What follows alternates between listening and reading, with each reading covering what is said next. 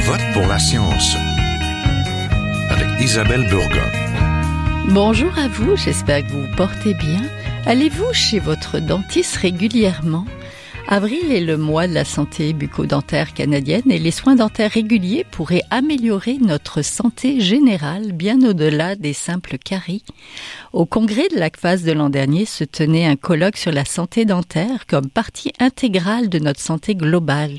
Et cette année, en juin, se tiendront les journées de santé dentaire publique du Québec ensemble pour améliorer la santé bucco-dentaire.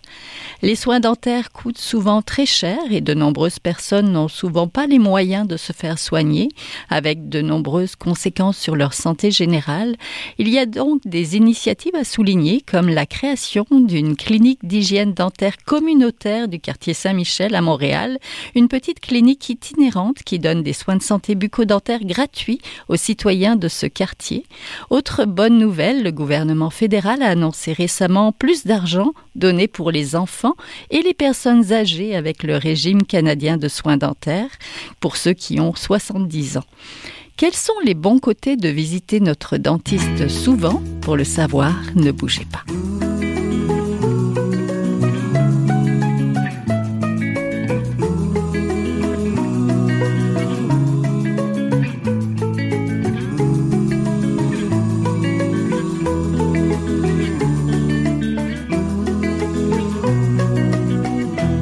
Je vote pour la science aujourd'hui. Nous vous invitons dans le cabinet de dentiste pour nous intéresser aux soins dentaires comme partie de notre santé globale.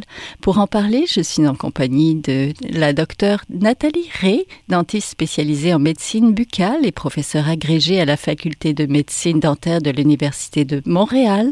Bonjour. Bonjour. Je suis aussi en compagnie du docteur Christian Caron, professeur titulaire à la faculté de médecine dentaire de l'Université Laval et également fondateur et directeur du Centre d'excellence sur la santé bucco-dentaire et le vieillissement. Bonjour. Bonjour. Bonjour donc à tous les deux. Que nous aimons y aller ou pas, visiter régulièrement son dentiste est important. Cette visite contribue même à notre santé globale car il y a des liens entre plusieurs maladies de la bouche et diverses maladies systémiques. Donc pour commencer, Dr Ray, quel est le rôle du dentiste pour la prévention des maladies plus importantes? Je vous dirais que le rôle du dentiste est certainement de faire un examen complet buccal, autant des tissus durs, donc au niveau des dents, mais également toutes les structures connexes alentour. Donc, l'examen permet, dans certains cas, de déceler parfois des lésions qui peuvent être potentiellement précancéreuses ou cancéreuses.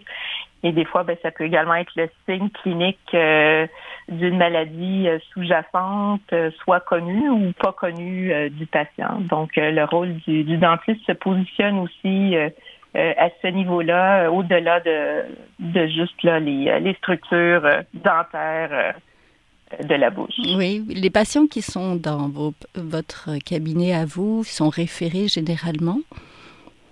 Oui, de façon générale, ce sont notre première ligne qui sont nos dentistes généralistes qui, des fois, décèlent certaines anomalies dans la bouche. Et puis, nous les réfèrent à ce moment-là pour approfondir l'investigation ou pour préciser le diagnostic. Donc, oui, pour la plupart, ça a été détecté par la première ligne, qui est le dentiste généraliste, qui voit normalement les patients quand même assez régulièrement. On peut penser des nettoyages aux 6 mois. Donc, ils ont vraiment l'opportunité de déceler des changements dans la santé bucco-dentaire de leurs patients et de nous les référer par la suite pour préciser le diagnostic. Entendu. Docteur Caron, quels sont selon vous les liens entre la santé dentaire et la santé en général? Il y a des liens qui ont été découverts là, au début des années des 1900. Il y a eu une théorie sur les infections focales qui, au cours des années, là, ont difficilement été prouvées à ces époques-là. Puis autour je dirais là, la fin des années, 2000, ou juste au début des années 2000, on a commencé à comprendre plus le lien qui existait entre les infections de la bouche et certaines infections distantes là, qui peuvent se produire. Donc, on a pu constater certains liens statistiques avec certaines maladies cardiovasculaires en lien avec des infections dentaires et parodontales. On a aussi vu des liens avec les bébés de bas poids chez les gens qui avaient une certaine condition parodontale qui était existante, donc certaines maladies parodontales, et plusieurs autres, donc des effets sur le diabète, sur aussi d'autres maladies là, sous-jacentes de la bouche. On a même, dans les dernières années, trouvé certains liens aussi avec la maladie d'Alzheimer qui arrivait avec la condition bucco-dentaire. Donc, on voit que de façon que la bouche n'est pas isolée du reste du corps et il y a un lien avec les infections sous-jacentes de la bouche et certaines conditions médicales chroniques là, qu'on peut voir là, chez les gens se développer. Oui, il y a un grand tout, le corps est un grand tout. Docteur Ray, il y a des liens donc entre plusieurs maladies de la bouche et des maladies systémiques ou chroniques comme le diabète mal contrôlé. Expliquez-nous ces liens-là.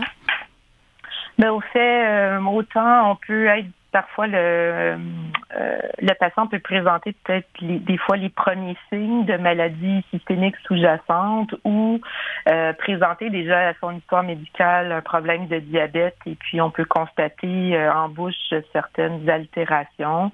Donc, mon collègue vous a parlé là, de la maladie parodontale. Effectivement, normalement, lorsque un diabète est moins bien contrôlé ou instable, ça peut rendre les patients plus susceptibles à la maladie parodontale et même moins bien répondre au traitement de nettoyage et de détartrage chez cette population-là. Donc, c'est sûr que lorsqu'on observe, disons, une certaine résistance au traitement normalement conventionnel, on peut à ce moment-là se questionner sur la stabilité de la maladie sous-jacente, comme le diabète. On peut également retrouver d'autres infections en bouche, comme des infections fongiques. Donc, du champignon, on en a tous dans notre bouche. Mm-hmm. Par contre, des fois, il y a un certain déséquilibre et le patient peut présenter des infections fongiques et souvent, ça va être associé à une certaine immunosuppression du patient. Donc, des fois, c'est des gens effectivement avec leur diabète instable, mais ça peut également être des patients qui peuvent être immunosupprimés, donc ils prennent des médicaments pour d'autres maladies, chroniques, exemple la maladie de Crohn, la colite ulcéreuse. Des fois, ces gens-là prennent des médicaments pour contrôler leurs conditions systémiques et ça a quand même des répercussions au niveau de la santé bucco-dentaire. Oui, quand vous parlez de maladie parodontale, vous parlez de saignement, vous parlez de liaison. C'est quoi exactement? Au fait, la maladie parodontale, pour résumer ça de façon simple, c'est un petit peu la perte de l'os qui peut s'installer autour de la dent. Donc, normalement, la dent, elle est supportée par l'os, ce qui fait qu'elle est solide en place. Mm-hmm. Et puis, ce qui arrive, c'est que les bactéries commencent à s'accumuler en dessous de la gencive et tranquillement, ces bactéries-là engendrent une perte osseuse. Donc là, la dent peut, avec le temps, devenir mobile. Et à la limite, il y a certaines personnes, des fois, qui vont perdre leurs dents à cause d'une perte osseuse qui peut être extrême. Oui. Donc, c'est un petit peu ça. La maladie parodontale peut se résumer un peu à la perte osseuse alentour de la dent. Hein. Docteur Caron, vous êtes spécialisé dans le traitement des personnes en perte d'autonomie et médicalement compromises et vous offrez un service de dentisterie portative. Pouvez-vous nous décrire peut-être ces soins et à qui cela s'adresse? Oui. Juste avant, je vais juste renchérir quelques secondes sur ce que ma collègue a dit. Lors de la maladie parodontale ou des parodontites, il y a aussi une inflammation chronique importante qui se développe et ça peut aussi générer certains indicateurs inflammatoires qu'on retrouve là, au niveau sanguin et qui souvent est la base là, peut-être de certains liens qu'on peut voir avec le développement des maladies chroniques. Il y a l'infection qui peut se rendre au niveau systémique, mais il y a aussi tout le phénomène inflammatoire qui est originaire de la bouche, qui a un certain effet. Bon, maintenant, je vais vous parler un peu de la partie ce que vous faites, hein? De ce que je fais.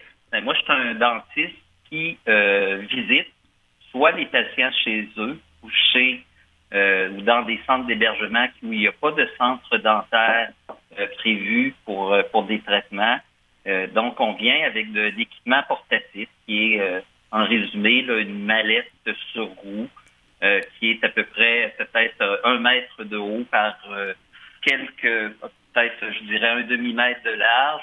Et on apporte les instruments nécessaires, comme vous voyez chez le dentiste, pour être capable de traiter les dents, que ce soit pour faire des nettoyages dentaires, des obturations dentaires. On peut même faire de remplacer les prothèses existantes ou les besoins en prothèses chez cette population-là. L'important, comme je vous dis, c'est que ces traitements-là se limitent quand même à des traitements plus de base de la dentisterie. De ce que je vous ai dit, là, les nettoyages, les obturations, certaines extractions et aussi des comme je vous disais, là, le remplacement d'appareils dentaires qui sont amovibles. Oui, c'est de la dentisterie de proximité auprès des aînés, c'est ça?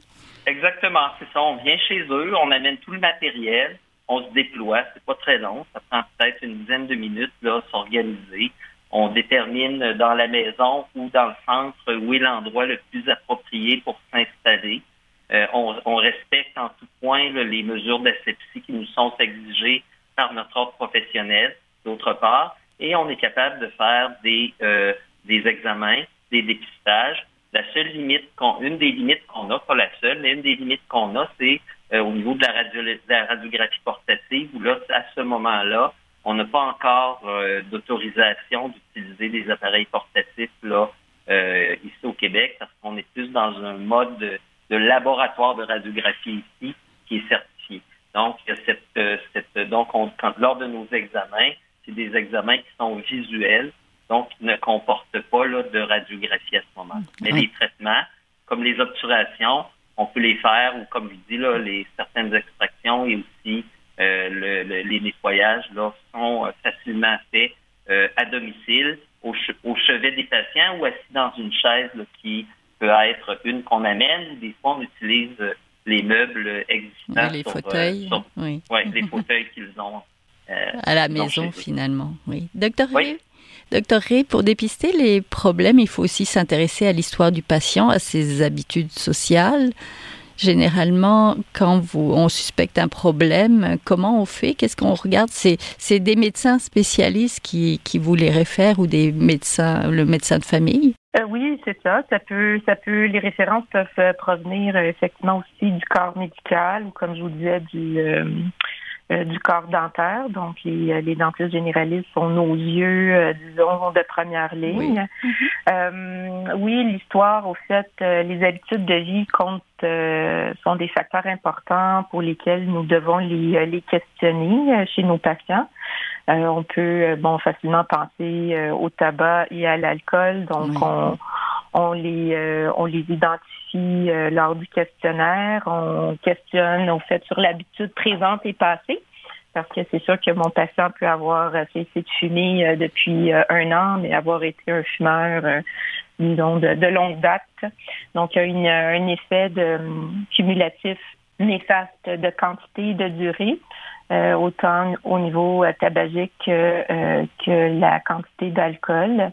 Et puis, quand les deux habitudes de vie se marient ensemble, qui est des fois souvent le cas chez les gros fumeurs, on va les retrouver également des gros buveurs. À ce moment-là, le facteur de risque, il est vraiment exponentiel en termes de risque de développer des lésions potentiellement soit cancéreuses ou cancéreuses en bouche.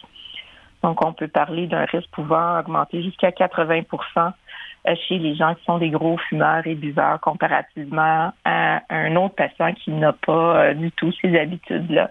Oui.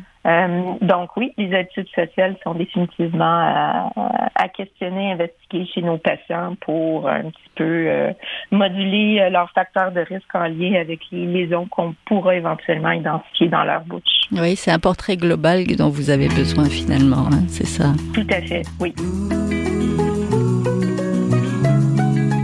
Vous êtes toujours à Je vote pour la science, là où la science rencontre la politique, une émission produite par l'agence Science Presse. Vous pouvez visiter son site internet au sciencepresse.qc.ca.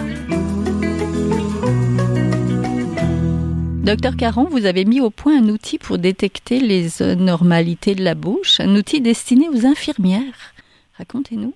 Oui, infirmières ou autres personnels non dentaires là, de la santé, les professionnels, peuvent utiliser cet outil-là pour, en fait, qu'on puisse détecter le plus rapidement possible les anomalies qu'on retrouverait dans la bouche. Quand je parle d'anomalies, là, il y en a beaucoup d'anomalies dans une bouche.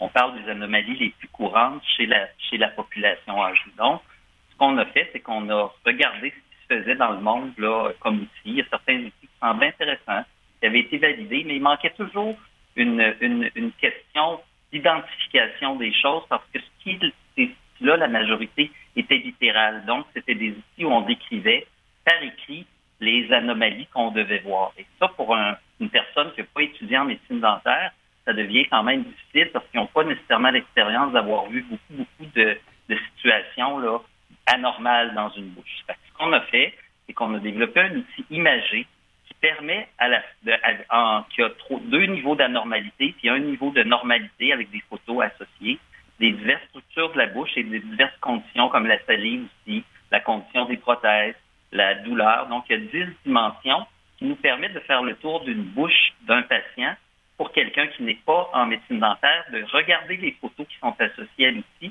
et d'être capable de déterminer ce qu'il voit dans la bouche, est-ce qu'elles correspondent à aux photos qu'on voit là, pour les diverses structures. Donc, est-ce que c'est normal ou est-ce que c'est un niveau d'anormalité léger à modéré ou un niveau d'anormalité sévère? Ce qui fait que lorsque les gens qui sont dans les CHSLD ou les infirmières qui regardent leurs patients, ben, on détecte beaucoup plus rapidement les problématiques que les gens ont en bouche et on peut intervenir ou faire intervenir un dentiste ou un professionnel de la santé dentaire plus rapidement pour corriger ces choses-là. Pourquoi c'est important?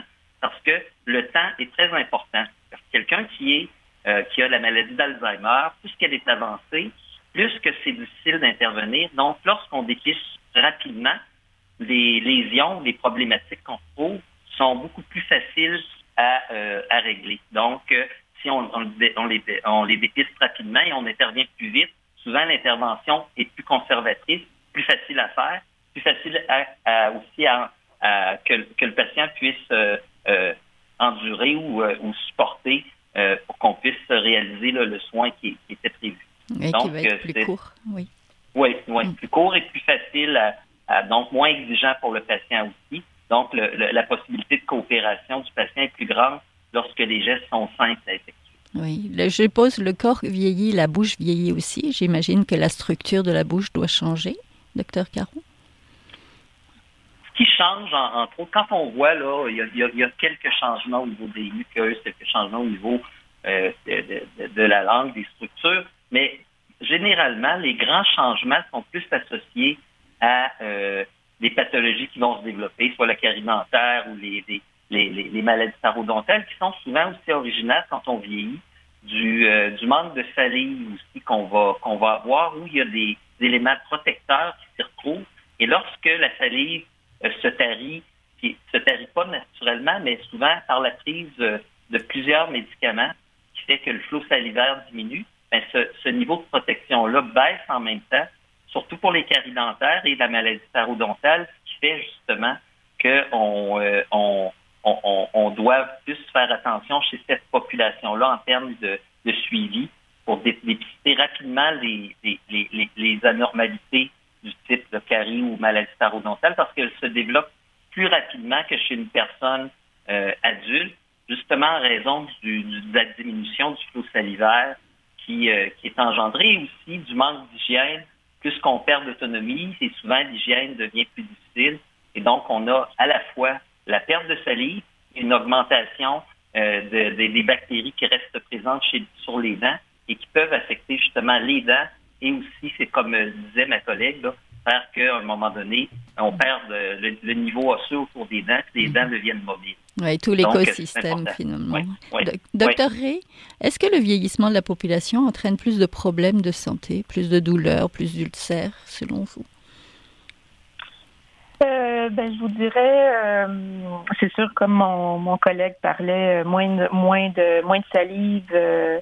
Par conséquent, effectivement, il y a plus de caries.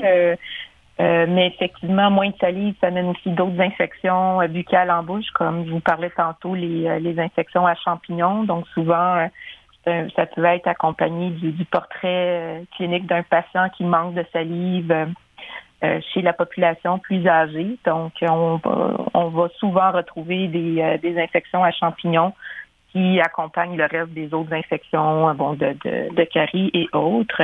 Et ça, ça peut également causer de la douleur pour les patients si elle est non traitée.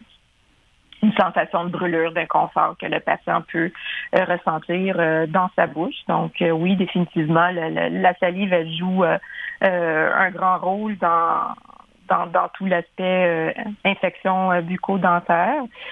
Puis je vous dirais de façon générale aussi, les lésions normalement potentiellement cancéreuses sont plus prévalentes chez la population plus âgée. Donc c'est ça qu'on tend à retrouver plus de cas chez les 65 ans et plus. Donc il y a aussi des mutations génétiques avec l'âge qui ne sont pas nécessairement associées au tabac et à l'alcool.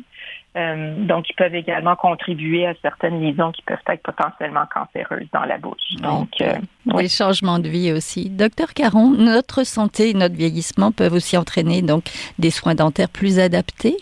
Je pense par exemple aux soins donnés plus en fin de vie, des soins plus de confort. Pouvez-vous nous en parler rapidement? Oui, écoutez, ça c'est important parce que, comme en médecine, on sait qu'en fin de vie, il y a aussi une épuration, entre autres, là, de la médication qui soutient même certaines fonctions plus vitales. Quand on rentre, entre autres, en CHSLD, il y a des médications aussi qui rentrent en compétition. Mais nous autres, en médecine dentaire, on a aussi le paradigme où on doit considérer cette fin de vie-là qui approche. Et donc, le niveau de soins qui va être offert dépend aussi de la décision du patient. Le patient aussi a, dans son cheminement de perte d'autonomie, a aussi décidé, là, à travers certains formulaires et décisions qu'il y a avec leur médecin, de l'intensité des soins qui vont être offerts au niveau autant au niveau médical que aussi au niveau dentaire. Donc, nous, les dentistes, en général, on a été formés pour sauver toutes les dents du monde et de sauver de réhabiliter les gens pour leur fonction masticatoire de façon totale. Donc, c'est ça qu'on nous enseigne, d'aider les gens à maintenir leur fonction et leur bouche en santé. Vers la fin de vie, on va plutôt tourner vers aussi des soins qu'on appelle de confort et on va baisser, entre autres, l'intensité des soins. Ça ne veut pas dire qu'on ne traitera pas les conditions qui vont générer de la douleur. Ça ne veut pas dire non plus qu'on n'interviendra pas du tout, mais on va quand même baisser l'intensité pour amener le patient doucement vers sa fin de vie. Donc, il y a certaines vers plus la fin de vie où on va tolérer certaines infections présentes qu'on va contrôler autrement, soit par antibiothérapie, parce qu'on est rendu très avancé dans l'évolution vers la fin de vie, parce que le traitement qu'on ferait serait probablement plus difficile à recevoir pour le patient et pas nécessairement bénéfique rendu à ce point-là Donc, tout comme en médecine, nous, en médecine dentaire, on doit s'adapter à cette fin de vie-là et aussi adapter le type de soins qu'on va offrir à ces gens-là pour les amener doucement, calmement, sans douleur, vers la fin de leur vie. Oui, j'aimerais pour terminer qu'on parle des inégalités sociales pour la santé bucco-dentaire. Le gouvernement fédéral a annoncé justement certaines choses qui s'en viennent pour cette année, mais les coûts élevés des soins et les différences d'accessibilité posent toujours des défis pour une partie moins nantie de la population. Docteur Ray, qu'est-ce que ça entraîne? Comment vous accueillez les nouvelles justement à propos des changements? Oui, du régime canadien de soins dentaires. Oui, mais effectivement, l'intention, elle est bonne que de donner un petit coup de main à cette partie-là de la population moins nantie. Cela étant dit, il faut quand même comprendre que c'est pas potentiellement, ça ne va pas couvrir tous les frais. Donc, il faut quand même que le patient comprenne que la différence entre ce que le gouvernement va donner le prix réel des coûts des soins dentaires, il y a quand même une différence là potentielle que le patient devra quand même là, couvrir. Là. Oui, et Dr Caron, pour terminer, peut-être les soins dentaires, c'est quand même une partie de la santé publique, donc c'est quelque chose qui doit être accessible et important. On dit toujours qu'il n'y a pas de santé sans une bonne santé bucco-dentaire, donc santé dentaire.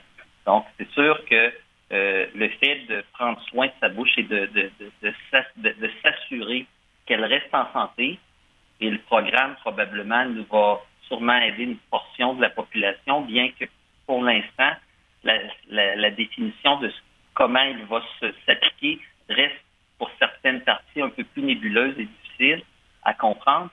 On croit que ça va aider à justement arriver à maintenir pour les gens qui ont des barrières financières ou de plus consulter, probablement de garder une santé bucco-dentaire plus près de ce que les professionnels en santé dentaire souhaitent.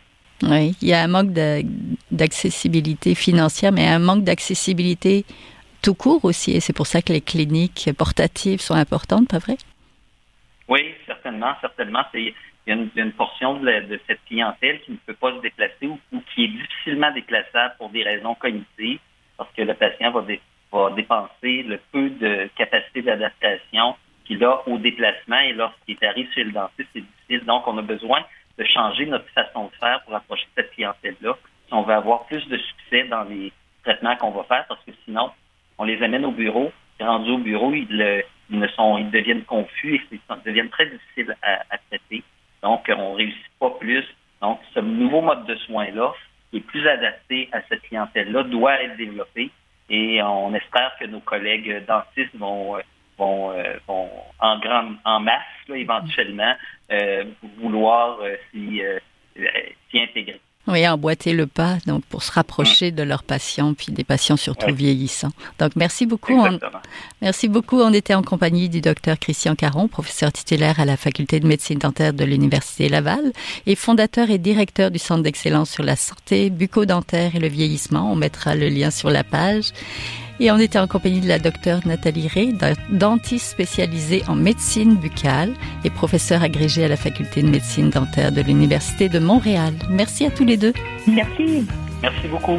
Merci. Bonne journée.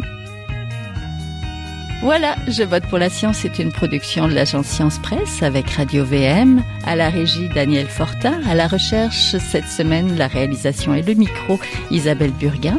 Vous pouvez réécouter l'émission et si vous l'avez aimée, partagez-la.